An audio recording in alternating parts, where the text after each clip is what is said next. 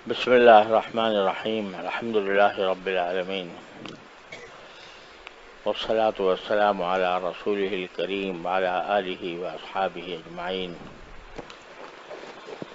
وعلى كل من تبعهم بإحسان إلى يوم الدين. أما بعد،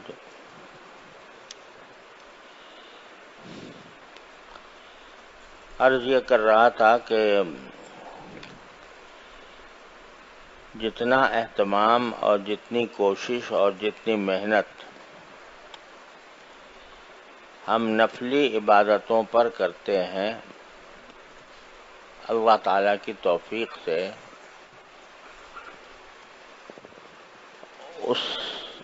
اتنی ہی محنت اور اتنا ہی مجاہدہ، اتنی ہی مشقت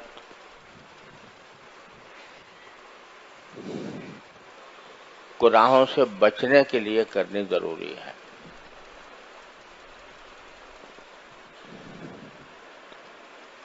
اگر کوئی شخص ساری زندگی کوئی ایک نفلی عبادت نہ کرے، فرائض اور واجبات پر اکتفا کرے،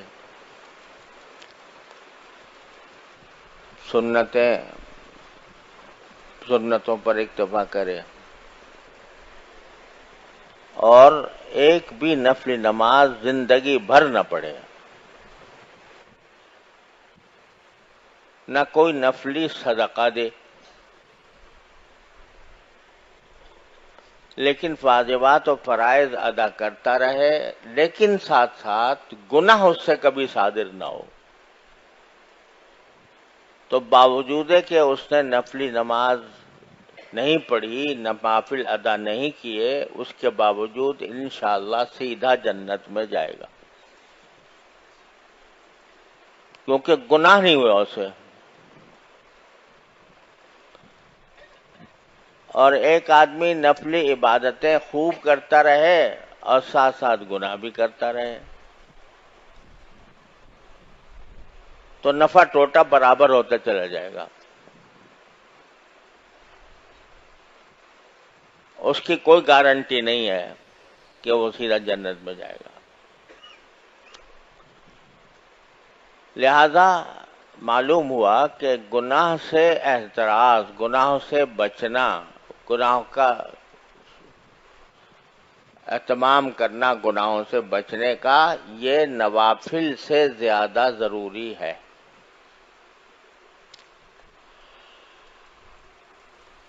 تو میں نے کل عرض کیا تھا کہ عام طور سے ہمارے دور میں جو فتنے ہیں گناہوں کے، ان میں نگاہ کا فتنہ سب سے زیادہ اشد ہے۔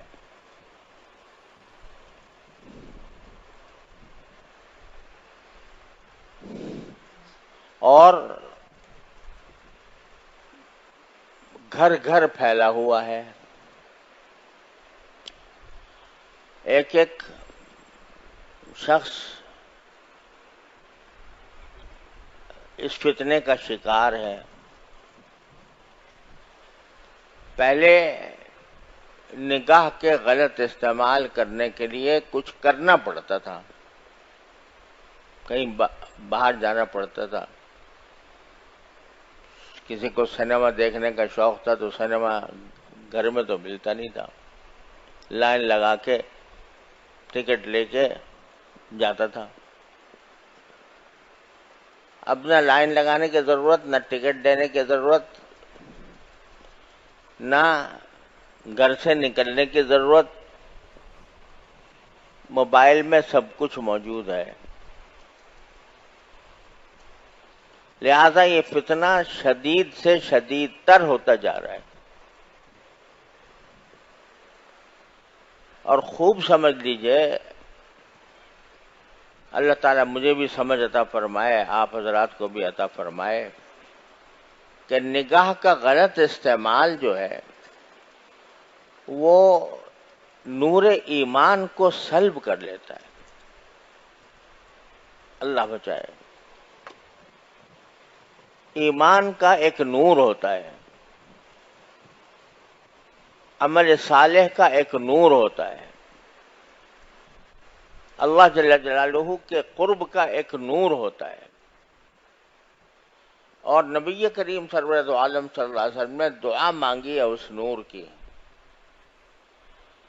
صبح کو فجر کی نماز کو جاتے ہوئے جو آپ دعا فرماتے تھے وہ اللہم اجعل فی قلبی نورا وفی بصری نورا وفی سمعی نورا وفی لسانی نورا وعن یمینی نورا وعن شمالی نورا ومن فوقی نورا ومن تحتی نورا۔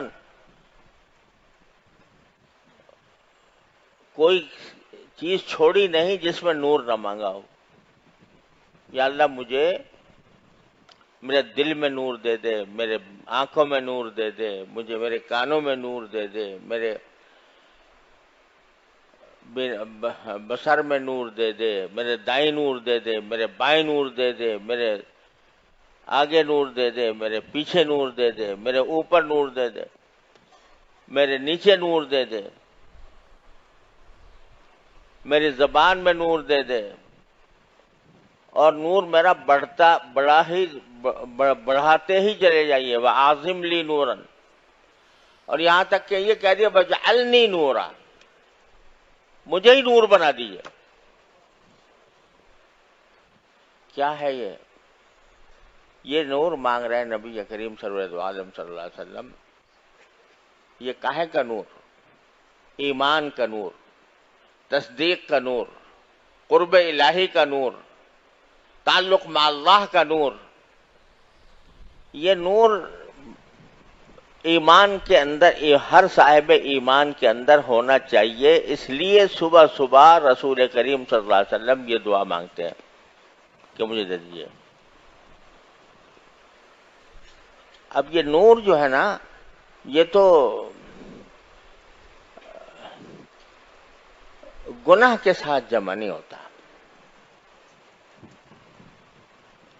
گناہ بھی کرتا رہے آدمی اور نور بھی ملتا رہے ایمان کا، یہ مشکل ہے۔